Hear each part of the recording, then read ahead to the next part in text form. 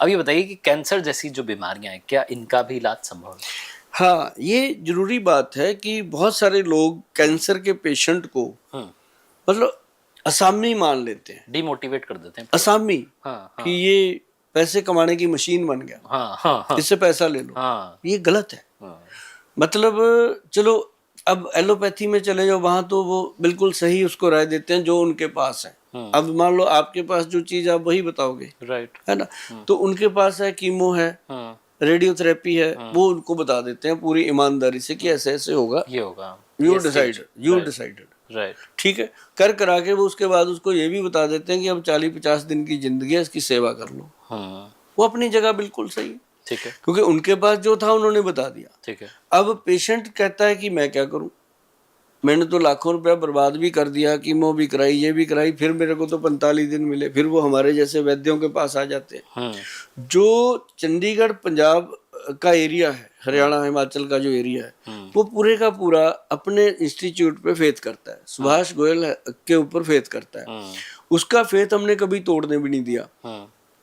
उसमें ना कार्तिकेय जी क्या है कि आयुर्वेदिक सिस्टम जो है, यदि किसी को भी कीमो लग रही है, किसी को रेडियोथेरेपी है, किसी की कोई और दवाइयां चल रही है, मैं कहता हूँ लाखों दवाइयां चलती हो, लाखों इलाज आप करा रहे हो, आप करोड़ोंपति अरबोंपति हो, आप जिंदगी नहीं खरीद सकते किसी की।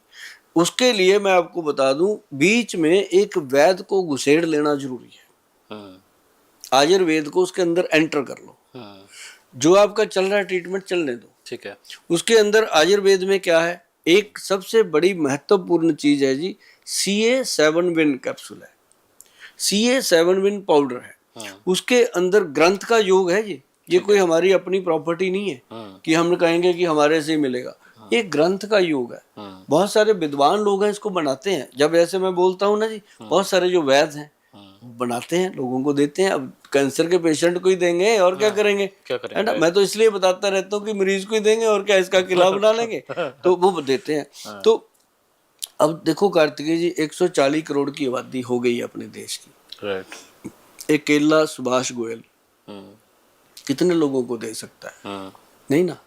मान लो 140 करोड़ में 1 करोड़ आदमी ने भी मुझे डिमांड कर दी, कहाँ से आएगी? तो मैं तो भाग जाऊंगा इंडिया छोड़ के, कहाँ से दूंगा? सही है। क्यों? एक करोड़ शीशी का मतलब है कि कितने ट्रक, है ना। सही है। मतलब इसलिए मैं नुस्खे बताता रहता हूँ कि आप घर में बनाओ, किसी वैद्य जी की सलाह लेके बात करो कि गोयल साहब ने ये बताया था, वैद्य जी बताओ, वो वैद्य जी आपकी हेल्प करेंगे। राइट। चाहे वो मेरी रिस्पेक्ट करते हुए करें, चाहे वो मेरे से खुंदक खाते हुए करें, लेकिन वो करेंगे, क्योंकि उनके पास आप पहुंच गए, मैंने आपको एक वैद्य तक पहुंचा दिया। राइट, ठीक है ना जी। तो उसमें क्या है जी, एक तो व्हीट ग्रास पाउडर, एक मोरिंगा का पाउडर। जब भी कैंसर रोग के बारे में पता चलता है, ये 2 चीजें विधिवत देनी शुरू कर दो। इसके ऊपर कोई भी ऐसी औषध नहीं है जो कैंसर रोग से लड़ने की शक्ति रखती हो। ये आपको उतनी ही एनर्जी देती रहेगी।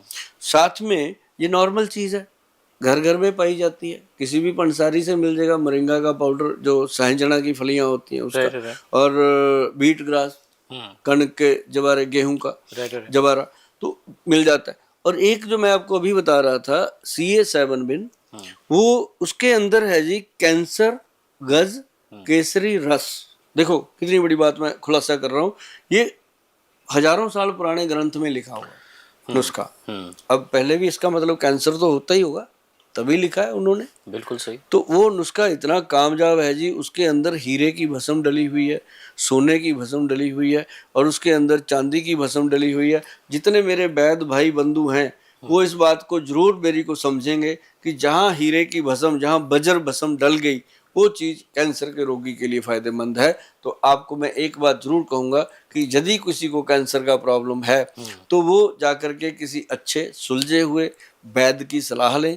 उनको पहले ही बोल दें कि वैद्य जी हम आपसे दवाई लेने नहीं आए, आपकी सलाह लेने आए हैं, अपनी फीस ले लो, हमें बताओ। फिर वो वैद्य अच्छे से बताएगा। फिर आते हुए चाहे आपको अच्छा लगे कि ये वैद्य अच्छा बता रहे हैं, दवाई लेके आओ। मतलब पहले उसके दिमाग में ये पिक्चर हटा दो ताकि उसके अंदर लालच पैदा ना हो। तो नहीं तो कैंसर के मरीज को देख के पहले ही डॉक्टर के दिमाग में ये आ जाता है इससे जो मर्जी ले लो, वो दे जाएगा। हाँ, वो सहमा हुआ है। जबकि कैंसर के मरीज को तो डॉक्टर बता देता है कि तेरी 40 दिन की जिंदगी रहेगी। अभी ना जैसे कैंसर का पेशेंट कोई हमारे क्लिनिक में आता है, मेरा स्वभाव है हंसते रहना, क्योंकि मैं रोऊंगा तब भी, उसने तो मरना है, मैं हंसूंगा तब भी, है ना। लेकिन मैं उसको हंसते हंसते ये कहता होता हूँ उनके परिवार वालों को भी कि आपको इतना तो पता है कि इसकी जिंदगी 40 दिन बची हुई है, हमें और आप इसको तो ये पता ही नहीं है बैटरी में कि 40 मिनट है कि सेकेंड है। सही बात है ना। आप तो इस खुशी में इसको इतना समय तो मिल गया कि अपना हिसाब किताब बता दे सबको, है ना।